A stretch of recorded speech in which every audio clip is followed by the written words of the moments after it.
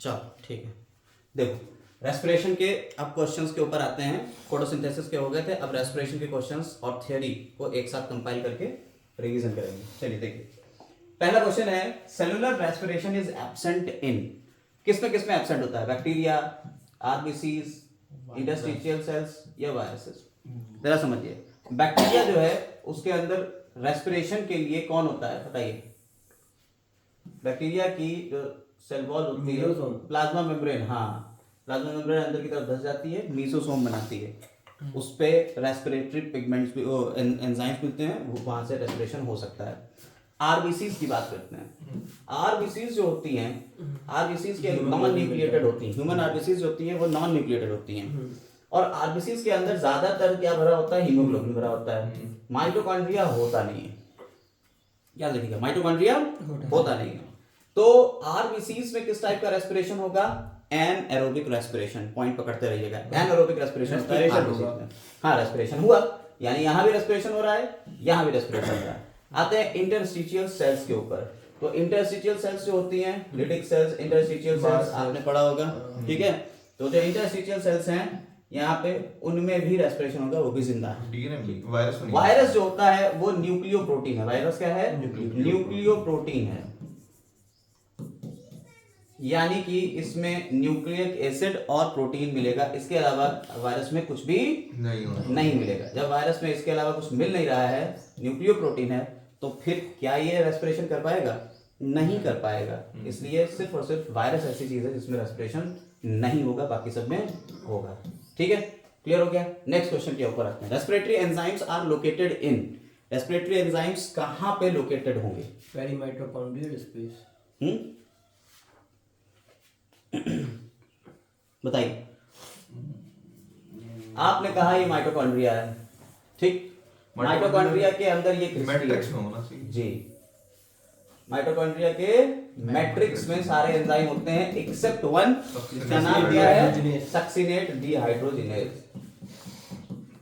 ठीक है? जो ईटीएस में सेकंड नंबर का वो है। हाँ, सेकंड कॉम्प्लेक्स है।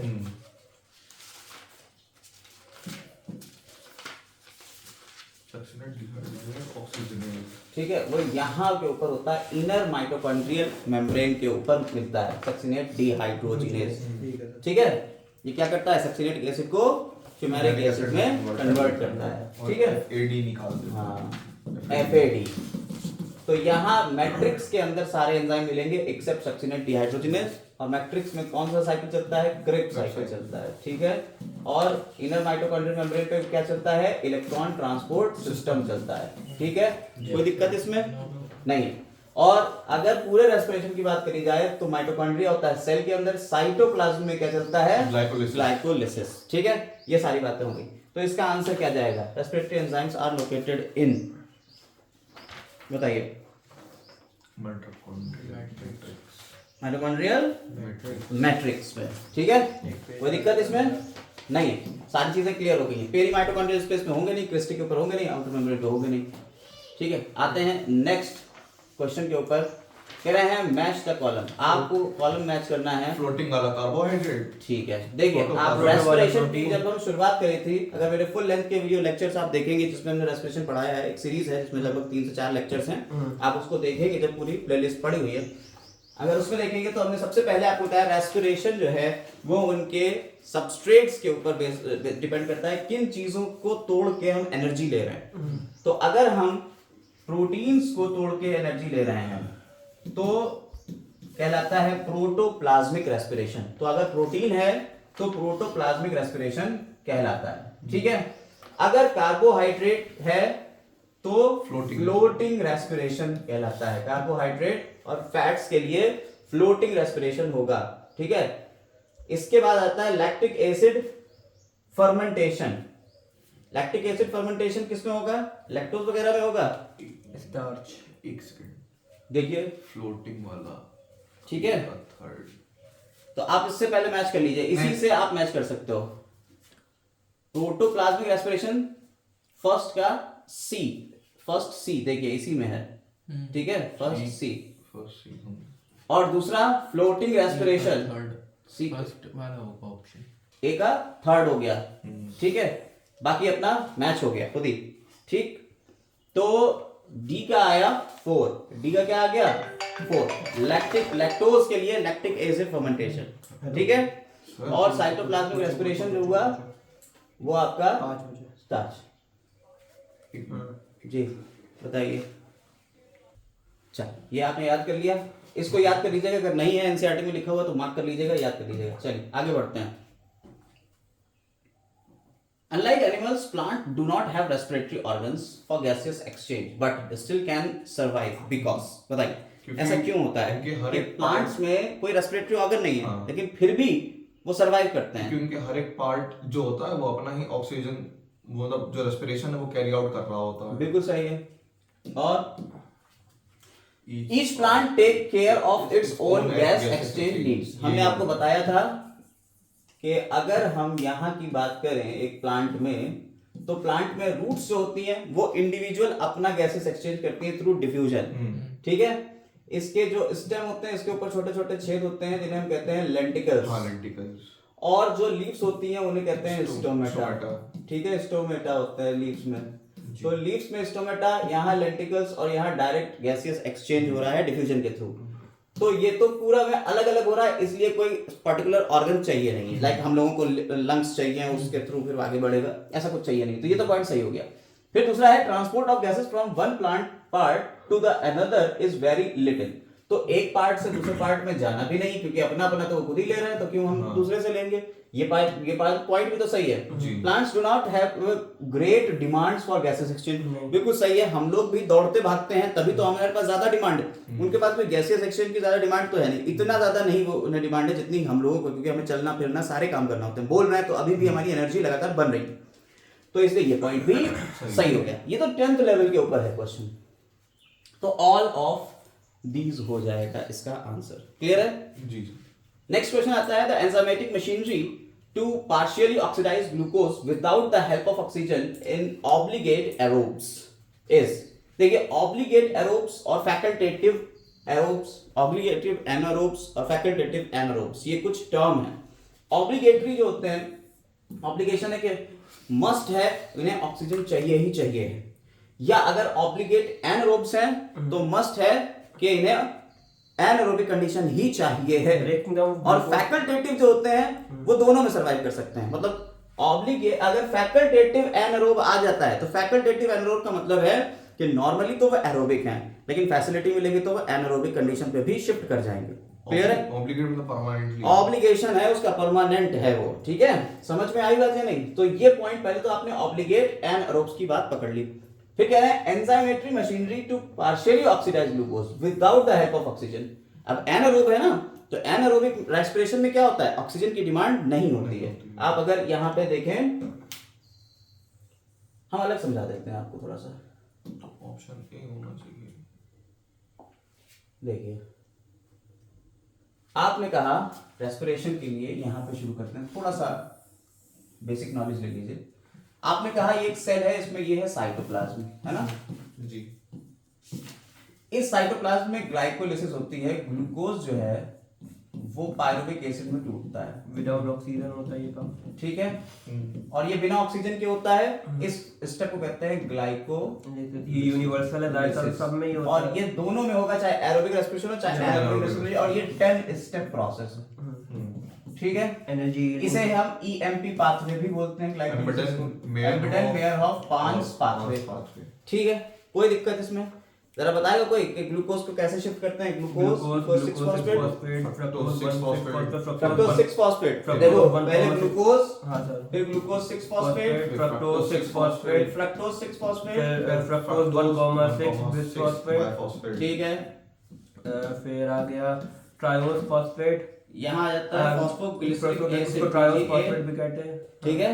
और यहाँ डाई हाइड्रोक्सी एसीटोन फॉस्फेट, फिर 1,3 बाय 1,3 बाय फॉस्फोग्लिसरिक एसिड है, फिर ग्लिसरल्डिहाइड, फिर 3 फॉस्फोग्लिसरल्डिहाइड, और उसके बाद आया फिर फिनॉल, नहीं 2 फॉस्फोग्लिसरिक एसिड, इसे कहते हैं फिर फिनॉल, ग्लिसरॉल्डिहाइड है, 2 फॉस्फोग्लिसरॉल्डिहाइड, फिर फॉस्फोइनॉल पाइरुवेट, फास्फोइनॉल पाइरुवेट और फिर पाइरुविक एसिड। वहाँ पे समझ में आई बात ATP से वहाँ है? निकलेगा। ये इस तरीके से होता है पूरा एक रिएक्शन। ATP से वहाँ निकलता है अब PPL। यहाँ पे एक NADP यूटिलाइज होता है, हाँ।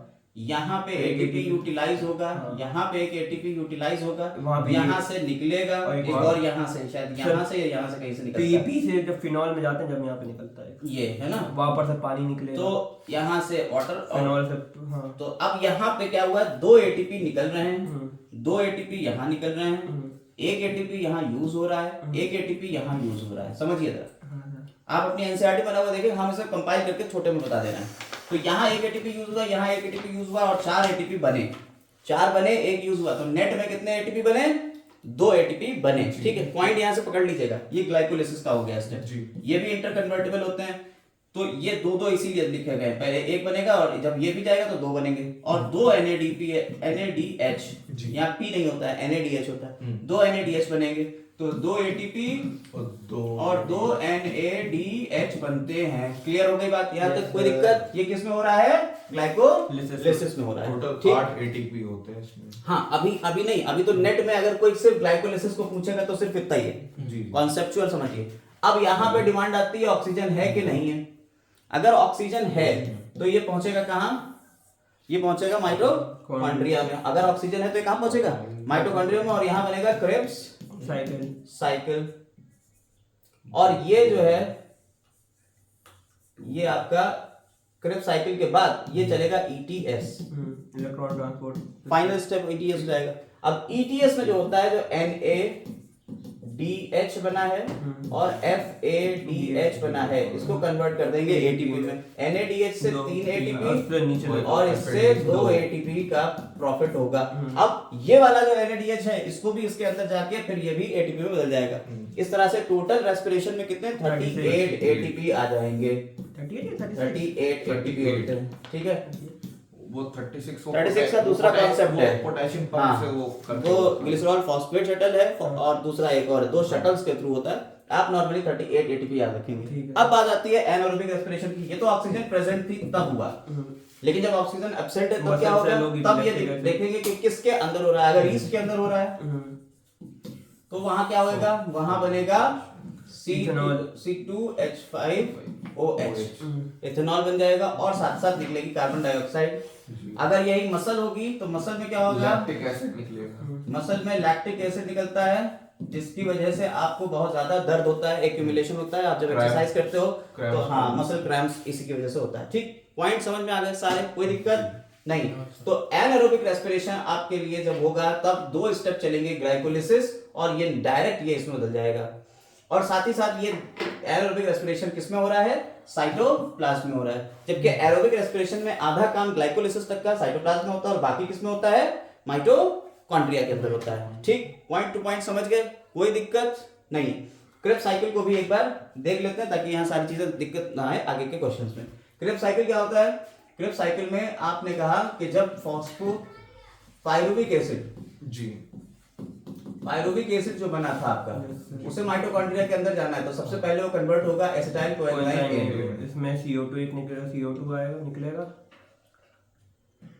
और NADH NAD लग के और NADH एसिटाइल और कोएंजाइम पॉजिटिव निकलेगा। एसिटाइल कोएंजाइम में आएगा।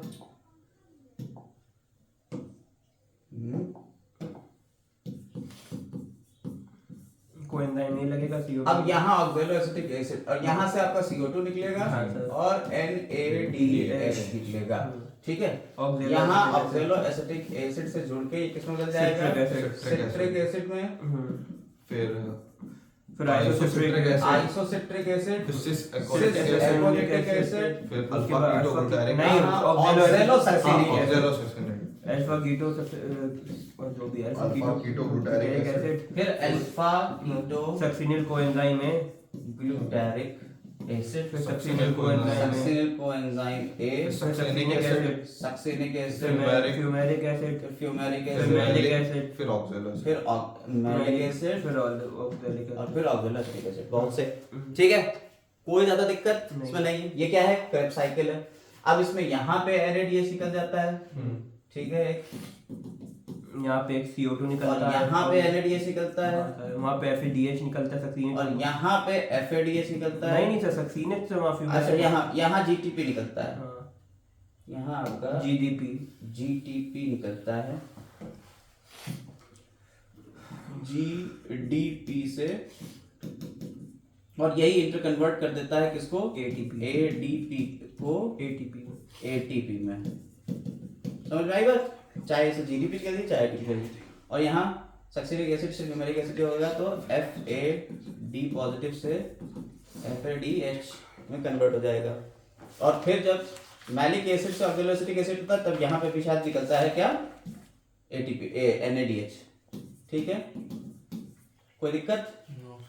तो 3 इधर से 3 इधर से और 3 इधर से बने ATP, देखिए NADH, और एक ये वाला हो गया, तो टोटल कितना हो गया, 12 ATP बन गया। ठीक है, और एक ये हो जाएगा तो 13 लगभग, यहाँ से आ गए 2 और एक ये हो गया 1। ठीक है, यस तो सर। 3 3 3 3 और एक ये वाला हो गया, तो कितने हो गए टोटल, 15 ATP बन जाते हैं सिर्फ एक पायरुविक एसिड से। और ऐसे कितने पायरुविक एसिड हैं, 2 पायरुविक एसिड है, तो 15 दूनी 30 हो गए, और उधर कितने हुए, 8। क्या हुआ, चल ये एक छोटी सी गलती जो पकड़ ली आप लोगों ने, क्या था, सिस एक्विनेटिक एसिड पहले आएगा फिर आइसोसेप्टिक एसिड बाद में आ जाएगा। बाकी यहाँ जितनी भी चीजें हैं आप लोगों को क्लियर है, मेरी फुल लेंथ की वीडियो है, उसमें सारी चीजें पड़ी हुई है, एनसीईआरटी में भी हम दिखाएंगे, एनसीईआरटी को भी अभी हम देखेंगे, उसमें भी दिखाएंगे। लेकिन एक पॉइंट यहाँ पकड़िएगा, ये यहाँ तक के जितने भी कंपाउंड बने हैं ये 6 कार्बन कंपाउंड है, ये भाई साहब है 5 कार्बन, क्योंकि यहाँ एक कार्बन डाइऑक्साइड निकल जाती है, ये 5 कार्बन कंपाउंड है oxalo alpha ketoglutaric acid.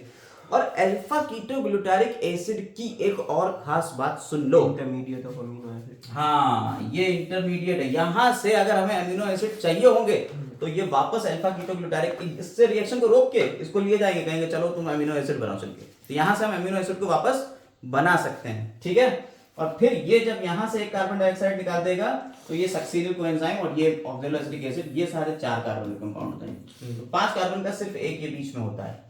ऑक्सैलोएसिटाइल coenzyme एक 2 कार्बन कंपाउंड है, पायरुविक एसिड 3 कार्बन कंपाउंड है। कभी कभी ये नाम भी आपसे पूछ सकते हैं कितने कार्बन का कौन सा कंपाउंड है।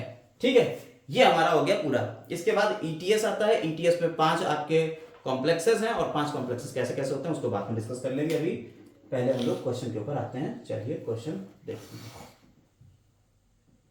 ठीक है, तो कह रहा है the enzymatic machinery partially oxidized without obligate anaerobe is।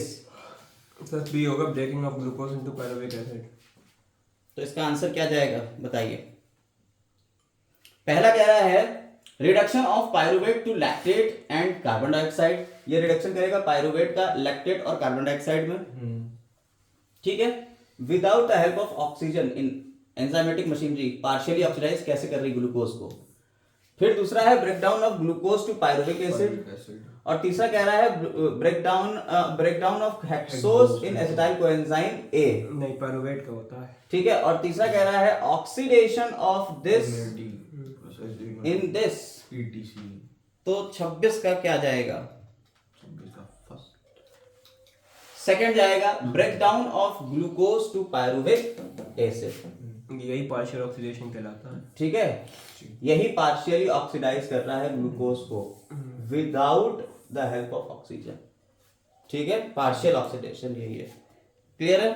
इसके बाद आते हैं which of the following is an energy yielding process, इनमें से कौन सा प्रोसेस जो है जिसमें आपको एनर्जी मिले, एनर्जी यील्डिंग प्रोसेस है। फॉस्फोफिनोल टू पायरुविक एसिड। अभी आपने पूरा पढ़ा था ग्लाइकोलिसिस के स्टेप्स, और उसी में आपको ये दिए हुए हैं 2 फॉस्फोग्लिसरेट इनटू 2 फॉस्फोइनॉल पायरुवेट। नहीं 2 फॉस्फो, ठीक है, फॉस्फोग्लिसरेट को फॉस्फोइनॉल पायरुवेट में, ये लास्ट स्टेप है 9th वाला।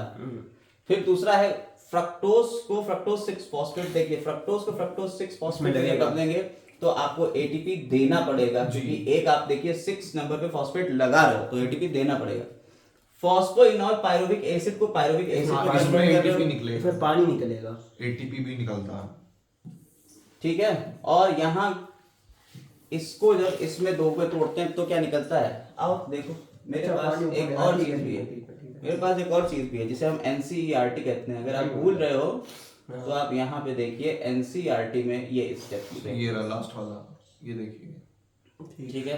एडीपी से एटीपी फॉस्फोगैस है तो फिनॉल में पानी निकलेगा। फॉस्फोफिनॉल पायरुवेट। आपने कहा फॉस्फोइनॉल पायरुवेट को पायरुविक एसिड में जब बदल रहे हो तो क्या है, एटीपी निकल रहा है, ये एनर्जी यील्डिंग प्रोसेस है। दूसरा आपने क्या कहा, 2 को 2 में बदल रहे हो, क्या इसमें निकल रहा है? नहीं। तीसरा आपने ये कहा कि जब फ्रक्टोज 1,6 बाइफॉस्फेट को तोड़ रहे हो इसमें तो क्या एटीपी निकल रहा है? नहीं। ये याद कर लीजिएगा भाई, ये रिएक्शन बहुत पूछी जाती है, इसे डायरेक्ट क्वेश्चन बनेंगे जैसा अभी बना। ऐसे ग्लूकोज 6 फॉस्फेट बनाने के लिए आपको एटीपी देना पड़ रहा है, निकल नहीं रहा है, तो इसका मतलब क्या हुआ कि आपका जो ऑप्शन जा रहा है वो कौन सा है? फॉस्फोइनॉल पायरुवेट को पायरुविक एसिड में जब कन्वर्ट करते हैं तब एनर्जी यील्डिंग प्रोसेस है। देखिए फॉस्फोइनॉल पायरुवेट को जब पायरुविक एसिड में कन्वर्ट करेंगे तब आपको एनर्जी मिलेगी। क्लियर हो गई मेरी बात? Yes sir. तो ऑप्शन नंबर 3 इज करेक्ट। ठीक है, ऑप्शन नंबर 3 करेक्ट है। आगे बढ़ते हैं, अगला क्वेश्चन देखते हैं। If glucose is liberate with C14, ठीक है, कह रहा है C14 की फॉर्म में निकल रहा है glucose, what molecule will be radioactive as glycolysis and TCA cycle are completed? CO2 होगी। हाँ, जब ग्लाइकोलिसिस और TCA साइकिल को हम करेंगे, पूरा कंप्लीट करेंगे, तो उसमें कार्बन तो सिर्फ यही है, इसी से निकलती है, ठीक है, यही इसी फॉर्म में निकलेगी, इनमें सब में कहीं नहीं होगी। तो क्या हो जाएगा इसका आंसर? 4 जाना चाहिए। आंसर है इसका कार्बन डाइऑक्साइड। क्लियर है? पॉइंट बहुत अच्छे हैं, एक्सपेरिमेंट बेस्ड भी है, क्योंकि आप क्वेश्चंस थोड़े से ट्रिकी आने वाले हैं आप लोगों के ऊपर, तो ये समझ के रहिएगा, इसी टाइप के क्वेश्चन आएंगे, डायरेक्ट तो क्वेश्चन ना बनने वाला। Which one is correct sequence in glycolysis? देख लो ग्लाइकोलिसिस का सबसे सही सीक्वेंस कौन सा है? अभी आपको बताया ग्लूकोज 6 फॉस्फेट, ठीक है, फिर फ्रक्टोज 6 फॉस्फेट, फिर फ्रक्टोज 1,6 बाइफॉस्फेट, बिसफॉस्फेट, ठीक है, फिर उसके बाद तो पार्ट में टूट गया, ठीक है, और फिर ये आगे चलता चला जाएगा। अब ये पूछिए आगे कौन सा, पहले फॉस्फोग्लिसरिक एसिड PGA आएगा, फिर PGAL आ जाएगा, है ना, यस सर। और फिर फॉस्फोइनॉल पायरुवेट आ जाएगा, ठीक है, और फिर पायरुविक एसिड आ जाएगा। तो 8 स्टेप हुए।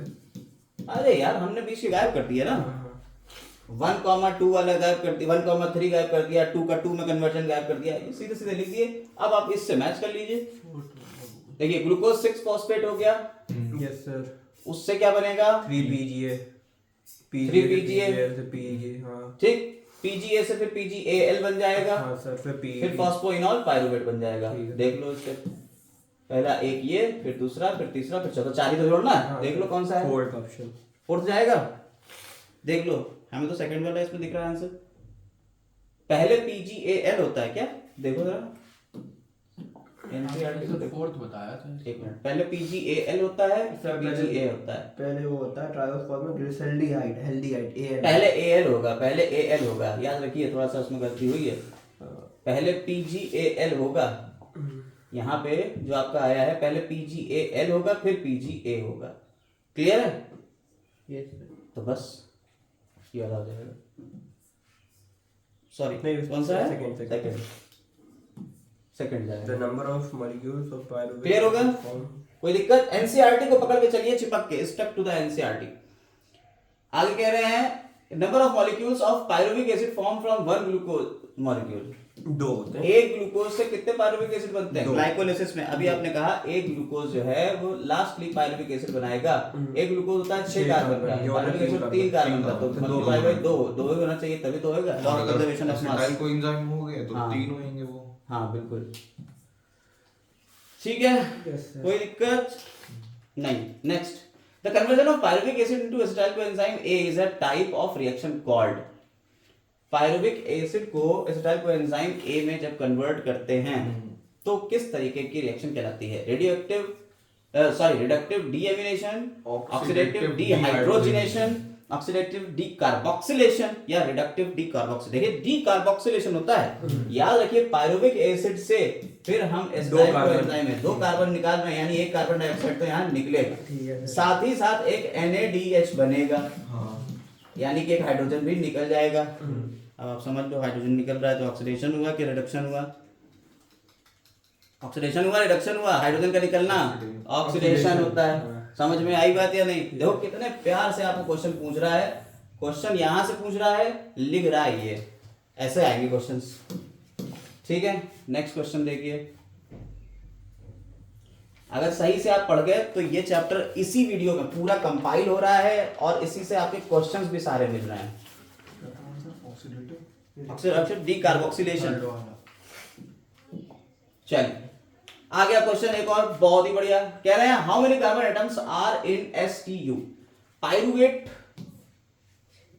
फिर ये अब ST और U में कितने कितने कार्बन? देखिए ऑप्शन ए ही है इसका। पाइरुवेट जो होता है उसमें कितने होते हैं? तीन। पाइरुविक एसिड, पाइरुवेट है, 3 तीन। कार्बन कंपाउंड है। सिट्रिक में 6 हो जाते एसिटिक हैं। कोएंजाइम में 2 कार्बन कंपाउंड है। सिट्रिक में 6 हो सिट्रिक जाते हैं एसिड में यहाँ 6 हो जाते हैं, 6 कार्बन। और ऑक्सैलिक यहाँ के 4 होते हैं। 4 कार्बन हो जाते हैं। अगर कोई यहाँ पे अल्फा कीटोग्लूटारिक एसिड पाँच। पूछे तो 5 कार्बन हो जाते हैं। अभी पूरा हमने आपको बताया, मिला लो, आंसर क्या जाएगा? फर्स्ट जाएगा। ठीक है, कोई दिक्कत इसमें? किसी को कोई दिक्कत नहीं है? आगे आइए, और बढ़िया question. Identify wrong step from the following. Second, ये आपका और बढ़िया क्वेश्चन आ गया। कह रहे हैं इसमें बताइए रॉन्ग स्टेप कौन सा होगा? इसका सेकंड वाला गलत। ऑप्शन ही 3 दिए हैं इसके। चलो और भी बढ़िया आपके लिए। ऐसे 4 है सर। अरे इसमें 3 ही आए हैं। आइडेंटिफाई रॉन्ग स्टेप बताइए। सेकंड वाला सेकंड है सर। देखिए कह रहे हैं कि जब सिट्रिक एसिड को अल्फा कीटोग्लूटारिक एसिड में बदलते हैं तब ये NADH निकलता है। गलत बात। ऑक्सैलोएसिटिक एसिड को जब मैलिक एसिड, और मैलिक एसिड जब ऑक्सैलोएसिटिक एसिड में बदलता है तो ये निकलता है। ये बात सही है? सर पहली वाली सर रॉन्ग नहीं, पहली वाली सही है। पहली वाली सही है सर, दूसरी वाली रॉन्ग है।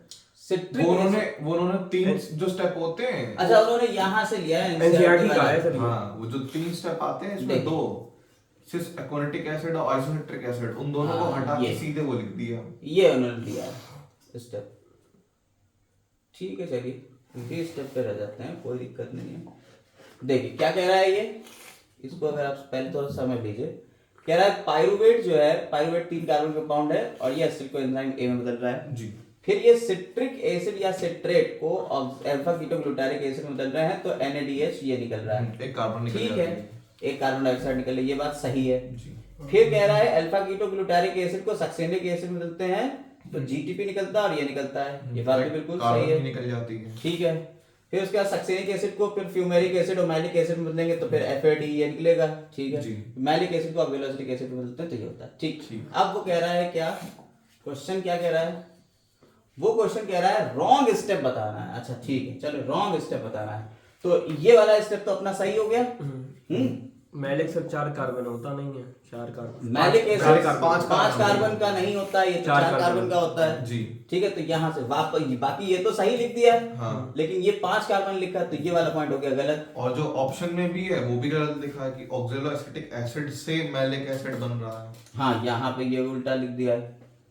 तीसरा लिख दिया है अल्फा कीटोग्लूटारिक एसिड से सक्सेनिक एसिड बन रहा है, ये बात बिल्कुल सही है, लिखी है। ठीक है। और मैलिक एसिड जो है सक्सेनिक एसिड से मैलिक एसिड बन रहा है, ये बात भी सही है ना।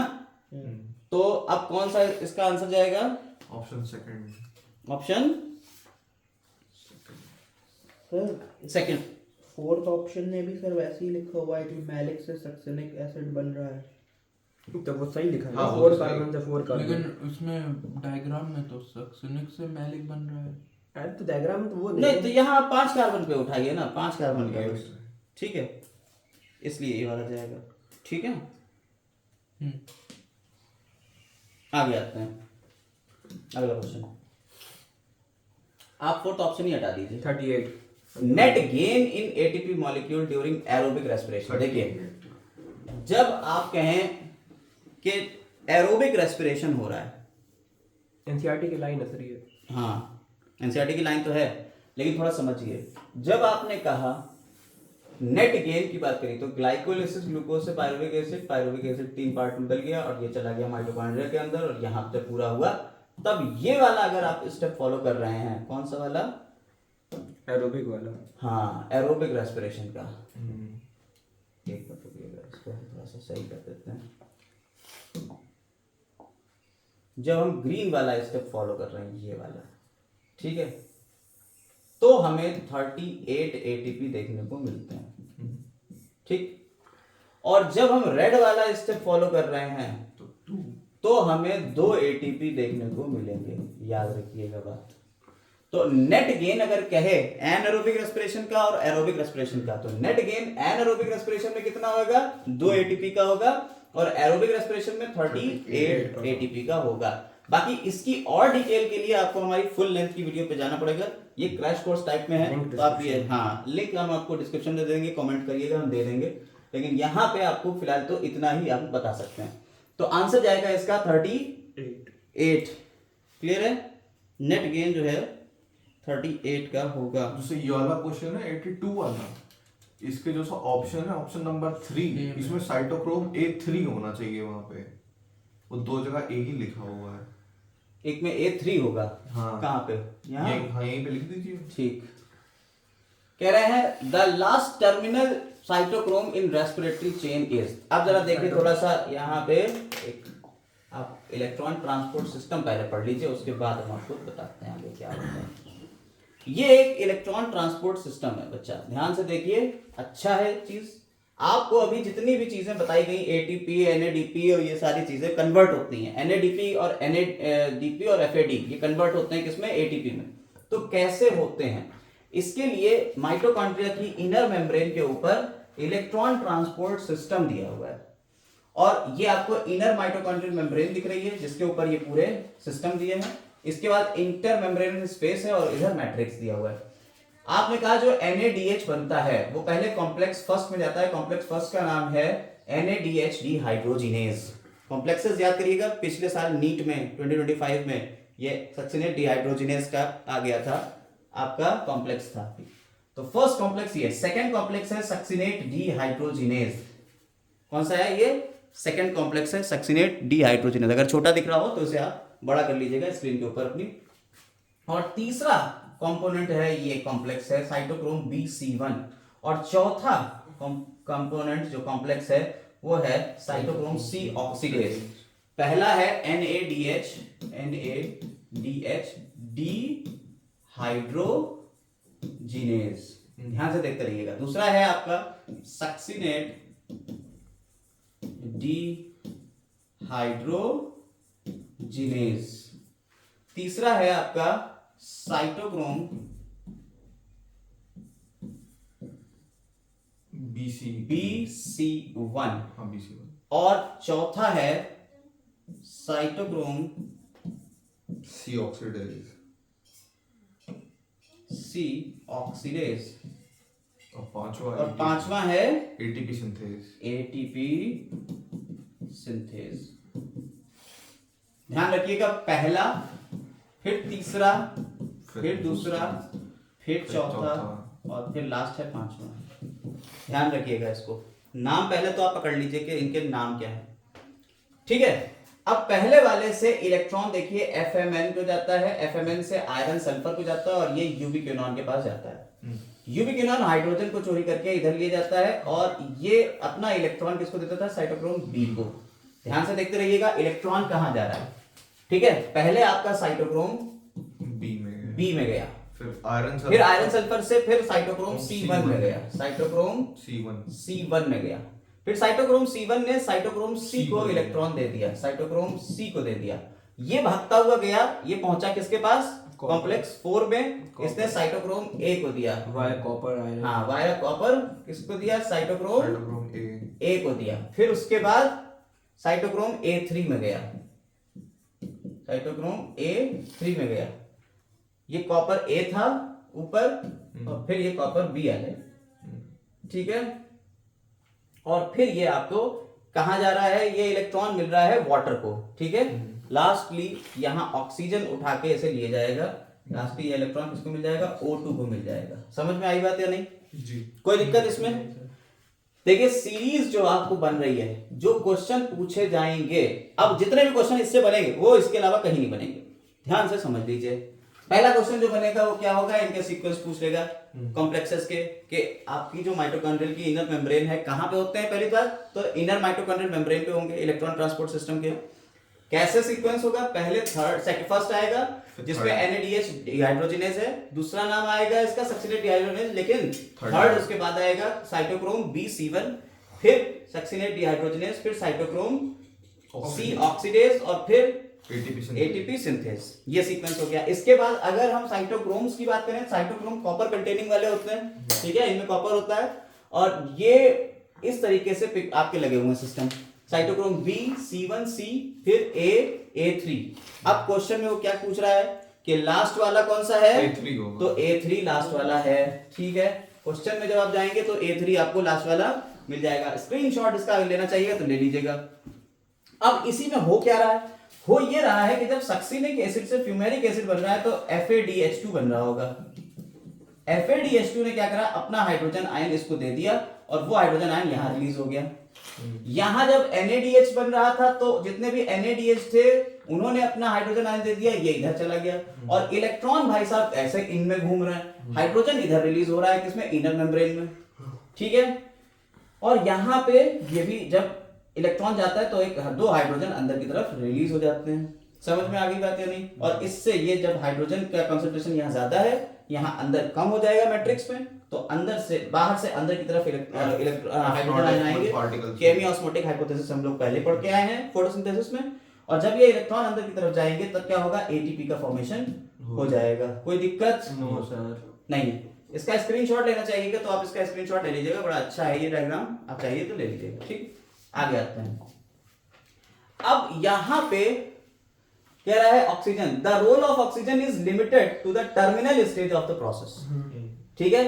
टर्मिनल ऑक्सीडेशन जो है वो कौन करा रहा है, आपको ऑक्सीजन कराएगा, ठीक है। Yet the presence of oxygen is vital since it drives the whole process by removing hydrogen from the system.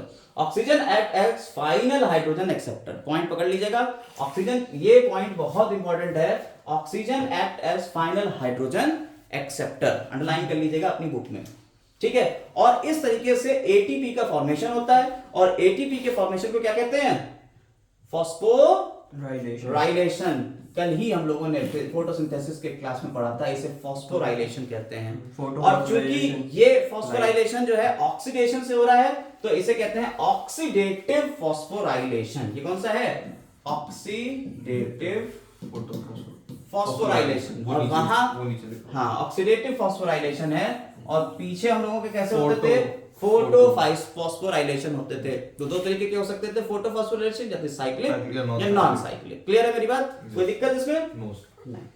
अब ये कैसे इधर हो रहा है, तो यहां देखिए, जब ये हाइड्रोजन आयन अंदर की तरफ लीक कर रहा है, कितने 4 हाइड्रोजन आयन जा रहे हैं अंदर की तरफ, तो ADP में PI जुड़ गया, इनऑर्गेनिक फॉस्फेट, PI मतलब इनऑर्गेनिक फॉस्फेट, और इससे ATP बन गया।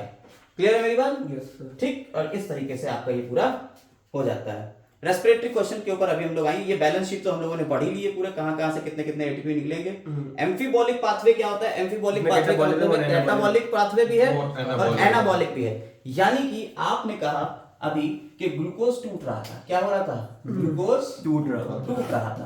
अब ग्लूकोज धीरे धीरे टूटा, पायरुविक एसिड में टूटा, फिर धीरे धीरे टूटते और फिर फाइनली कार्बन डाइऑक्साइड और वाटर में बदल जाएगा ग्लूकोज। समझ में आई बात या नहीं? तो स्टेप बाय स्टेप टूट रहा था, लेकिन बीच में हमने आपसे कहा कि अल्फा कीटो ग्लूटारिक एसिड की जरूरत पड़ी, वो निकल गया बाहर, तो इससे अमीनो एसिड फॉर्मेशन हो गया, ठीक है। तो अमीनो एसिड का फॉर्मेशन जो हो रहा है वो इसी के बीच से निकल गया है, यानी कि यहाँ फॉर्मेशन भी हो रहा है और टूट भी रहा है। तो टूटना और बनना दोनों काम एक साथ हो रहे हैं, यानी कैटाबॉलिज्म और एनाबॉलिज्म। एनाबॉलिज्म मतलब फॉर्मेशन और कैटाबॉलिज्म मतलब डिस्ट्रक्शन, तो दोनों काम एक साथ हो रहे हैं, इसलिए इसे क्या कहते हैं, एम्फीबॉलिक पाथवे। तो रेस्पिरेशन कैसा है हमारा, एम्फीबॉलिक पाथवे। और इसी को यहाँ पे इन्होंने दिखाया हुआ है, देखिए इस डायग्राम के थ्रू इन्होंने पूरा दिखाया हुआ है कि एम्फीबॉलिक पाथवे है। कैसे है, इन्होंने कहा कि अगर फैट को तोड़ेंगे तो फैट ग्लिसरॉल और फैटी एसिड में टूटता है, हम बायोमोलिक्यूल में पढ़ के आए हैं, ठीक है। पूरा बायोमोलिक्यूल का लेक्चर भी अभी डला हुआ है, आप देख सकते हो। ग्लिसरॉल जब टूटेगा तो धीरे धीरे टूटते हुए वो डाइहाइड्रोक्सी एसीटोन फॉस्फेट में टूटेगा, और अभी ग्लाइकोलिसिस में जो डाइहाइड्रोक्सी एसीटोन फॉस्फेट था उसी स्टेप से ये अंदर एंटर कर जाएगा और आगे चला जाएगा। हाँ, ग्लिसरॉल्डिहाइड PGAL हो जाएगा, और फिर हाँ फिर ये पायरुविक। अब यहाँ पे अगर प्रोटीन टूटेगा तो प्रोटीन टूटेगा, अमीनो एसिड बनाएगा, और अमीनो एसिड पायरुविक एसिड में बदल के और फिर ये एसिटाइल कोएंजाइम में चले जाएंगे। जो इसका बचा हुआ पार्ट था फैटी एसिड, ये जो है बीटा ऑक्सीडेशन करेगा और एसिटाइल को एंजाइम ए बनाएगा। कौन सा ऑक्सीडेशन होगा यहाँ पे? Beta oxidation. ठीक है, इसके ऑक्सीडेशन कई होगा, अल्फा भी होता है, बीटा भी होता है, ओमेगा भी होता है। यहाँ बीटा ऑक्सीडेशन होगा और एसिटाइल को एंजाइम ए धीरे धीरे धीरे धीरे निकलता रहेगा। ठीक, कोई दिक्कत इसमें? और इधर से वापस भी लिया जा सकता है, इंटरकन्वर्टेबल है चीजें, यहां से इसको वापस भी लिया जा सकता है कि यहाँ पे अल्फा कीटोग्लूटारिक एसिड होगा तो अमीनो एसिड बन जाएगा। क्लियर? Yes sir. कोई दिक्कत इसमें? नहीं। चलो आते हैं क्वेश्चन के ऊपर। अब हमारा क्वेश्चन क्या कह रहा है? कह रहा है last terminal cytochrome respiratory chain का कौन सा होगा साइटोक्रोम? तो हमारा साइटोक्रोम A3 वाला होगा। ठीक है, तो ऑप्शन जाएगा। क्लियर है? Yes sir. नेक्स्ट क्वेश्चन के ऊपर आते हैं। नेक्स्ट क्वेश्चन हमारा क्या कह रहा है, आइए देखें। तो ये बड़ा अच्छा है, आपको क्वेश्चंस और आंसर्स सारे थ्योरी सारी मिल रही है एक साथ। देखिए सी ऑप्शन। अब यहाँ पे आपको अभी दिखा दिया हमने। देखिए क्या कह रहा है क्वेश्चन, पकड़िए। कह रहा है given below the diagram ATP synthesis हो रही है, एरोबिक रेस्पिरेशन की बात हो रही है यहाँ पे। Select the option showing correct replacement. तो ए क्या बनेगा? एटीपी बन जाएगा। ठीक है, सी क्या होगा? इनऑर्गेनिक फॉस्फेट होगा। ठीक है, डी क्या होगा? 4H+ होंगे। उसमें 2 दिया तो 2 लिख लीजिए। पहले वाली जो बुक थी जिसमें आपका अमेंडमेंट नहीं हुए, पुरानी बुक में यहाँ 2 हाइड्रोजन आयन दिए हुए थे। ठीक है, नई वाली बुक में अब जो क्वेश्चन बनेगा वो कैसा बनेगा आपका? 4 पे बनेगा। मेरे में भी 2H है। हाँ, तो बता दो ना, पुरानी बुक में आपका 2H है, अभी जो 26 में रिवाइज होके आई है बुक उसमें 4H हो गया है। ये B क्या है? F1 F0 पार्टिकल है, ये F1 है। ठीक है, आप लगा लीजिए। अब इसमें कौन सा ऑप्शन जाएगा? थर्ड ऑप्शन नंबर थर्ड जाएगा। ठीक है, ये वाला जाएगा। क्लियर है? कोई दिक्कत इसमें किसी को? नहीं। देखिए बहुत आसानी से, यानी उधर टॉपिक पढ़ो, इधर क्वेश्चन लगाओ और खेल खत्म। यानी आपका रिवीजन मुश्किल से 1 घंटे में पूरा चैप्टर रिवाइज करा देंगे विद क्वेश्चंस, और याद भी करा देंगे। क्वेश्चन ऊपर है इसका क्वेश्चन है, कह रहा है false statement regarding cytochrome C oxidase complex. False statement बताना है। ठीक है, गलत बात क्या है साइटोक्रोम सी ऑक्सीडेज कॉम्प्लेक्स की? आप पहले तो ये बताइए कौन सा कॉम्प्लेक्स है साइटोक्रोम सी ऑक्सीडेज? हमारा फोर्थ कॉम्प्लेक्स है ये। ठीक है, कह रहे हैं receive electron directly from ubiquinone. नहीं। क्या डायरेक्टली होता है यूबिक्विनॉन से? नहीं। यूबिक्विनॉन वाले तो इधर जाते हैं, ऐसे जाते हैं, वो अपना हाइड्रोजन यहाँ दे देते हैं, इलेक्ट्रॉन इसको मिल जाता है, किसको मिलता है? साइटोक्रोम बी को मिल जाता है ना? हाँ, B1 को। समझ में आई बात? बोलो। Yes sir. ध्यान से समझो भाई, यूबिक्विनॉन क्या समझे मियां? ऐसे ही पढ़ना पड़ेगा आपको, लास्ट टाइम पर रिवीजन ऐसे ही करा जाएगा तेजी से। और अगर आपको नहीं समझ में आ रहा है तो पीछे वीडियो को रोक के आप पहले याद कर लीजिए वो पूरे स्टेप्स, फिर आप क्वेश्चन लगाइए। तो ये कह रहा है डायरेक्टली करता है क्या यूबिक्विनॉन से रिसीव करता है? तो ये बात तो नहीं है। फॉल्स स्टेटमेंट की बात। कैपेबल ऑफ रिड्यूसिंग ऑक्सीजन, क्या ये रिड्यूस कर देता है ऑक्सीजन को? हाँ, वहां पे आपने देखा कि ऑक्सीजन हाँ यहाँ पे 1/2 O2 को ले रहा था, प्लस कुछ कर रहा था, यहाँ वाटर निकाल दे रहा था। ठीक है, ये बात तो इसकी सही है। Extend across the thickness of inner mitochondrial membrane. हाँ, extended across the thickness of inner mitochondrial membrane. हाँ, एक्सटेंडेड रहता है, पूरे में है, पूरे इनर माइटोकॉन्ड्रियल मेम्ब्रेन में होता है। Contain iron and copper both. हाँ, दोनों होते हैं। नहीं, खाली कॉपर होता, आयरन नहीं होता। यही हमें कंफ्यूजन थी यार। आयरन किसी और चीज में होगा ना? आयरन ऊपर वालों में होता है, साइड जैसे हमारा कॉम्प्लेक्स नंबर 1 में हाइड्रोजनेज वाला कॉम्प्लेक्स 1 हो गया, उसमें होता है। फिर हमारा साइटोक्रोम BC1 होता है, उसमें होता है आयरन सल्फर कॉम्प्लेक्स। और हमारा इसमें होता है सक्सिनेट डिहाइड्रोजनेज में भी होता है आयरन सल्फर। इसमें कॉपर नहीं होता है, इसमें आयरन नहीं होता है, कॉपर तो होता है। तो भाई साहब होता है, आयरन जो है वो होता है। एनसीईआरटी में नहीं दिया है लेकिन होता है। ठीक है, ये बात आपको याद होना चाहिए। अगर आप गूगल करेंगे तो आपको मिल जाएगा है। Okay sir. कह रहे मैं इसका नाम नहीं लूंगा, आप गूगल कर लेना। तो होता है पॉडकास्ट। हाँ, पॉडकास्ट में। तो फिलहाल आप जो है इसको देख लीजिए कि इसका आंसर जो गलत है वो सिर्फ और सिर्फ यही है, बाकी ये भी सही है, ये भी सही है, ये भी सही है। साइटोक्रोम BC फर्स्ट होता है तो यूबिक्विनॉन वाला सही होता है, वो BC फर्स्ट हो जाता है। Complex number 3। चलिए, हो गया। क्वेश्चन पूछ रहा है इसका गलत स्टेटमेंट, तो गलत स्टेटमेंट सिर्फ एक है, बाकी सारी चीजें सही है। Yes. आगे बढ़ते हैं। इफिशियंसी एरोबिक रेस्पिरेशन की, भाई साहब आपको रट्टा मारना है 40%। कितनी इफिशियंसी होती है एरोबिक रेस्पिरेशन की, आपको पता होना चाहिए कितनी होती है। 40 लगभग 40% होती है एफिशिएंसी एरोबिक रेस्पिरेशन की, ठीक है, इसे याद कर लीजिएगा बिल्कुल। The respiratory balance sheet prepared from oxidation of one molecule of glucose is based on certain assumptions which of the following is not one of them। कह रहे हैं बैलेंस शीट जो है कुछ assumptions के ऊपर है, इनमें से कौन assumption नहीं होगा वो। एक assumption ये कि इंटरमीडिएट का यूज नहीं होना चाहिए और कहीं। पहला कह रहा है ordinary functioning including glycolysis TCA and ETS. बिल्कुल सही है। सही है बात। हाँ, और बिल्कुल ऑर्डर से चलना चाहिए, पर ऐसा असलियत में होता नहीं। ऑर्डरली, ठीक है। हाँ। Glucose act as only respiratory substrate, क्या ग्लूकोज क्या ओनली रेस्पिरेटरी सबस्ट्रेट की तरह एक्ट करता है? नहीं, रेस्पिरेटरी सबस्ट्रेट में प्रोटीन भी हो सकता है, फैट भी हो सकता है, अभी तो देखे हम लोगों ने। The intermediates of TCA cycle are used in different anabolic pathway, बिल्कुल सही बात है। ये कैटाबॉलिज्म में भी हो सकता है, एनाबॉलिक पाथवे में भी। अभी आपने देखा कि अल्फा कीटोग्लूटारिक एसिड से अमीनो एसिड बन गया था।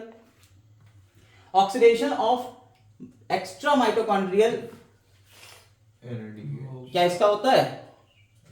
माइटोकॉन्ड्रिया के अलावा हाँ वो होता तो है सर। वो साइटोप्लाज्म में जो बना था NADH वो भी तो जाता माइटोकॉन्ड्रिया के अंदर। ग्लाइकोलिसिस में जो बना था ये भी बात सही है। तो गलत क्या है? गलत सेकंड वाला। सेकंड वाला ही गलत आया, ठीक है। Yes, sir. लेकिन लेकिन गलत ही लेकिन बता लेकिन रहा था। लेकिन आंसर जा रहा है इसका 4। अच्छा सही है। एक मिनट देखते हैं। चलो देखो, एक बार हम इसके assumptions को पढ़ लेते हैं जो assumptions उन्होंने लिए थे एनसीईआरटी में, फिर देखते हैं इसका आंसर क्या रहना चाहिए।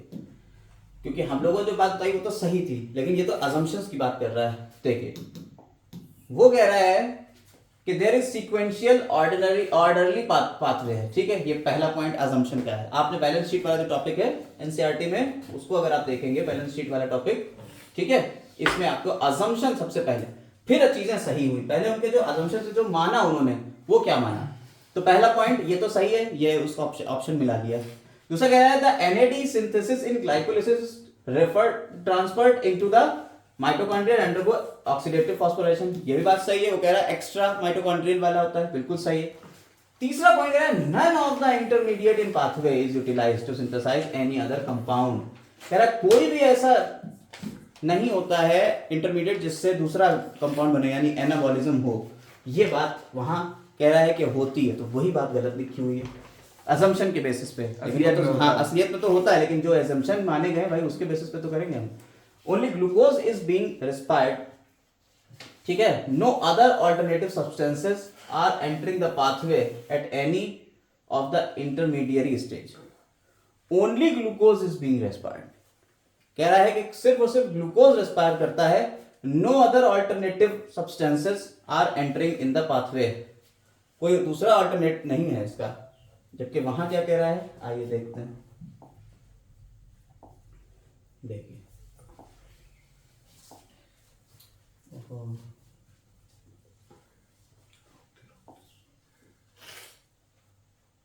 कहाँ चला गया,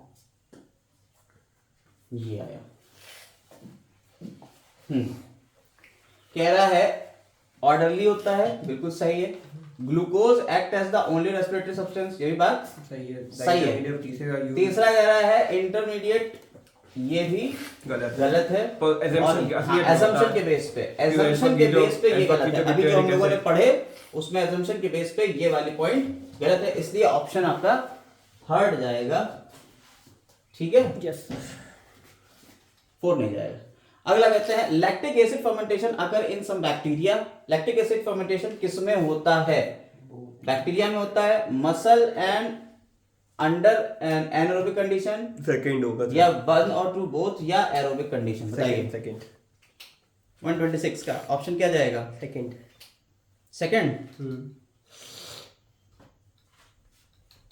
बोथ। आपने लैक्टिक एसिड बैक्टीरिया लैक्टोबैसिलस नहीं पढ़ा है? हाँ सर, हाँ। फिर लैक्टोबैसिलस में नहीं होता है क्या? ये लैक्टिक एसिड होता है फर्मेंटेशन, ठीक। The intermediate compound is involved in the synthesis of amino acid alpha ketoglutarate acid। अभी हम लोगों ने बात करी अल्फा कीटोग्लूटारिक एसिड। इसके बाद कह रहा है inhibition of sugar breakdown due to the presence of O2 under anaerobic condition. इसे क्या कहते हैं? पास्चर इफेक्ट कहते हैं, है ना? Yes sir. याद रखिएगा, कल हम लोगों ने वार्बर्ग इफेक्ट के बारे में पढ़ा था, आज पास्चर इफेक्ट के बारे में पढ़ लिया। ठीक, कह रहे हैं कि अगर हमारा शुगर का ब्रेकडाउन इनहिबिट हो जाए, अगर ऑक्सीजन को in presence of oxygen under anaerobic condition, anaerobic condition में अगर हम ऑक्सीजन देते हैं तो शुगर का ब्रेकडाउन कम हो जाता है। इसे क्या कहते हैं? पास्चर इफेक्ट कहते हैं। याद करने वाला पॉइंट है, लिख लीजिएगा, याद कर लीजिएगा। अब आता है ये आपका एनसीईआरटी का एक डायग्राम, क्या क्या बन रहा है आइडेंटिफाई करने को आ गया। बीटा पायरुविक एसिड है और ये फॉस्फोफिनॉल है। ठीक है, एनसीईआरटी का पहले तो निकालते हैं। एनसीईआरटी एनसीईआरटी ये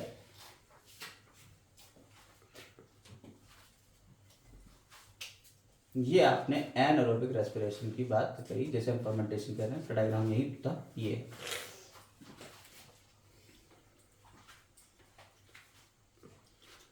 ठीक है, देखिए इसको बहुत ज्यादा टफ नहीं है, बहुत इजी है। क्या करना है, आप ये देखिए, आप यहां तक जाएंगे, यहां तक इसको अभी हमने पढ़ा है तो सर ये पूरा इसको जब देखेंगे तो ये क्या है? ये ग्लाइकोलिसिस है।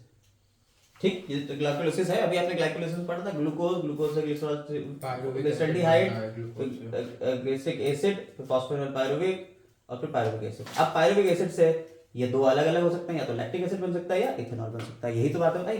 तो उसने यहाँ पे चीजें जो है वो बदल दी।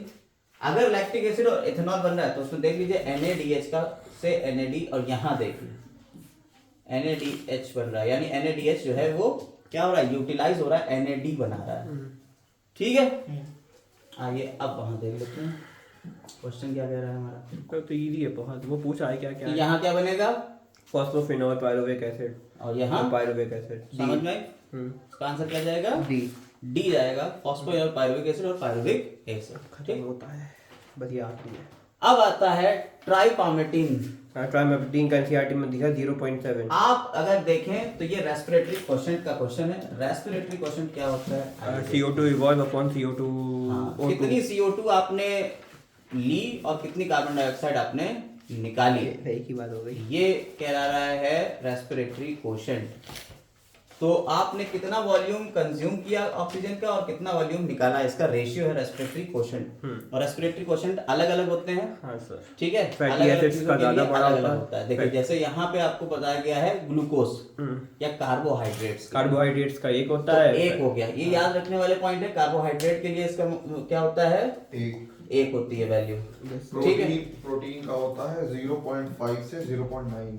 हाँ। ऑर्गेनिक एसिड का अब यहाँ ट्राइपामेटिन दिया हुआ है, ठीक है। ये क्या है? एक फैटी एसिड है ट्राइपामेटिन। देखिए उन्होंने नाम दे दिया ट्राइपामेटिन। वो फॉर्मूला भी पूछ सकते हैं डायरेक्ट, कहते इसका फॉर्मूला जो है वो कितना होगा, या उसमें कितनी ऑक्सीजन लगेगी, कितने कार्बन लगेगी। तो इस इक्वेशन को भी याद कर लीजिएगा। तो इसके लिए कितना आ जाता है? 0.7 आ जाता है। और प्रोटीन्स के लिए कितना आ जाता है? 0.5 से 0.9। 0.9। 0.5 to और 0.9 है। इसके अलावा मैलिक एसिड के लिए कितना आता है? एसिड 1.3। ऑर्गेनिक एसिड का 1 से ज्यादा होता है, सबसे ज्यादा एसिड होता का है। आता है 4। 4 सबसे ज्यादा होता है ऑर्गेनिक एसिड्स का। ठीक है, गुड। तो ये आप लोगों को हमने याद कराए हैं। पूरा चैप्टर हो गया है। यहाँ लिखा हुआ है कितना 0.7 का 0.7 हो जाएगा। और जो नीचे वाले का B होगा। ठीक है, ओके सर। अच्छा ये जीरो किसका होता है? Respiratory question. जिसमें कुछ क्या involved जीरो नहीं किसी का होगा। होता है? जिसमें ऑक्सीजन 0 में इंफिनिटी होता है। इन्फिनिटी जीरो भी होता है क्या? एनारोबिक कहने लगे अगर ऑक्सीजन चाहिए C4 प्लांट्स का और होता है। CO2, हाँ ठीक है। अच्छा तो C4 का होता है। आपने कहा CO2 जो है वो अगर नहीं निकल रही है तो ऊपर जीरो आ जाएगा। Incomplete oxidation of carbohydrate. ठीक है, ऊपर जीरो आ जाएगा और नीचे फिर कुछ भी हो। और लेकिन अगर ऑक्सीजन ही नहीं हो रही है तो फिर नीचे जीरो आ जाएगा, ऊपर कुछ भी हो। तो अगर ये कंडीशन आ जाएगी ऑक्सीजन नहीं है तो ये एनारोबिक रेस्पिरेशन होगा। इसे क्या कहते हैं? कोई भी चीज ऊपर हो नीचे जीरो होगा तो क्या जाएगा? वो इनफाइनाइट जाएगा। ठीक है, और यहाँ ऑक्सीजन कार्बन डाइऑक्साइड निकल ही नहीं रही है जरा सी भी, तो उसे क्या कह देंगे हम? जीरो कह देंगे। समझ में आई बात या नहीं? एक तो आपको पता चल गया कार्बोहाइड्रेट का हो गया, ये प्रोटीन का हो गया, ये आपका फैटी एसिड का हो गया, जीरो आपका C4 प्लांट्स का हो गया। ठीक, the correct order respiratory quotient का क्या रहेगा सीक्वेंस, सबसे ज्यादा किसका, फिर किसका, फिर तो एक किसका? नीचे वाला करिए, नीचे वाला होगा सबसे सही। तो लास्ट है फैट, फिर ग्लूकोज, फिर ऑर्गेनिक एसिड आएगा। ठीक है, ये याद रखिएगा, यही ऑप्शन जा रहा है। नहीं सर, नहीं, फैट नहीं, नहीं, ये ये वाला। होगा फैट, फैट, ग्लूकोज ग्लूकोज और फिर और ऑर्गेनिक ऑर्गेनिक एसिड, सॉरी। सबसे ज्यादा बड़ा ये ऑर्गेनिक जाएगा फैट, फिर ग्लूकोज, फिर ऑर्गेनिक एसिड, ये वाला जाएगा लास्ट है। क्लियर है? और उम्मीद कर रहे हैं आप लोगों को रेस्पिरेशन के सारे टॉपिक्स इन क्वेश्चंस के थ्रू क्लियर हो गए होंगे। सारी चीजें हमने आप समझा दी हैं। तो फिर आपको क्या करना है, अब आपका काम है क्या करना, लाइक, कमेंट, सब्सक्राइब और शेयर करिए जितना ज़्यादा से ज़्यादा हो सके। और जो डाउट हो वो कमेंट में पूछते रहे। कमेंट में आपको फुल डिस्क्रिप्शन मिल जाएगा, पूरी वीडियोस का, लेक्चर का आपको एक लिंक मिल जाएगा। ठीक है, हैव अ नाइस डे।